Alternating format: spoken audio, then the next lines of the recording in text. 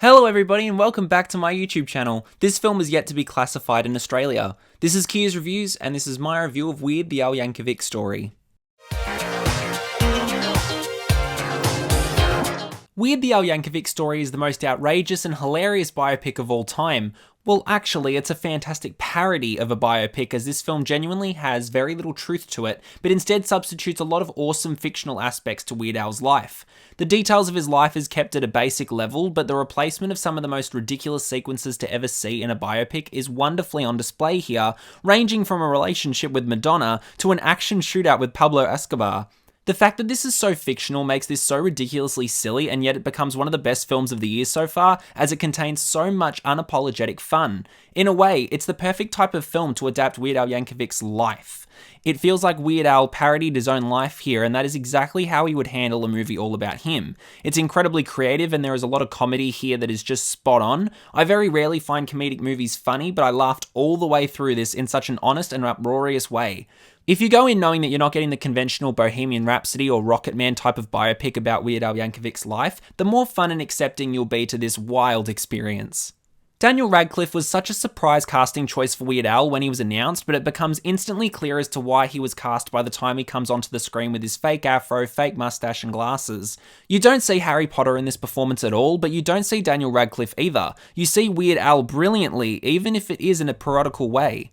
The way the story is structured in itself is very funny because it takes the usual conceptual path that you see in music biopics like Bohemian Rhapsody and Rocketman. With parents that don't accept you properly, then you have an idea for a massive hit song, have success, hit a real bad point in your life with drugs and alcohol, return home, and then become a massive star. That's how most biopics go these days, and while Rocketman's transformation into a musical was original, transforming an entire movie into a parody that has very little truth to it was a massive risk, but also ended up being a big step in the right direction of being original.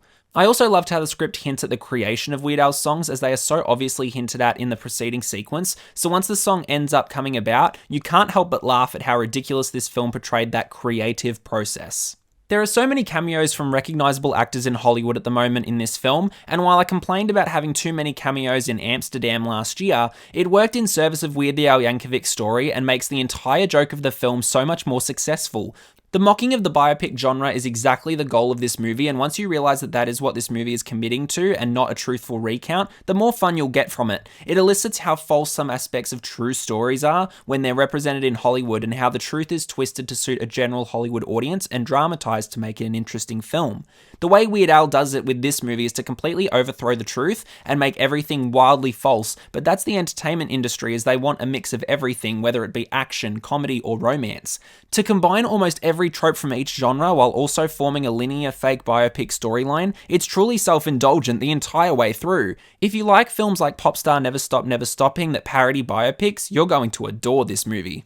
Weird Al Yankovic story certainly isn't the traditional or conventional biographical interpretation of a music icon in a dramatised Hollywood movie. However, it takes the most Weird Al Yankovic approach by parodying its own movie. It's even better when you know how fake this becomes and how far-fetched it actually gets. Daniel Radcliffe is brilliant and really differentiates himself from his previous iconic roles in order to play Weird Al Yankovic in such a way that may not be accurate, but still fulfills the persona of Weird Al. In the end, even though most of it isn't truthful, it's absolutely hilarious and is sure to guarantee a silly, fun and good time.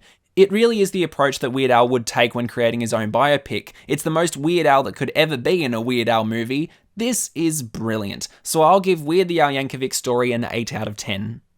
Thank you all so much for watching. As always, be sure to subscribe to my channel and follow me on Letterboxd and Instagram for all of my latest movie reviews. This has been Kia's Reviews, signing off for now. Don't forget to like, follow, and obey.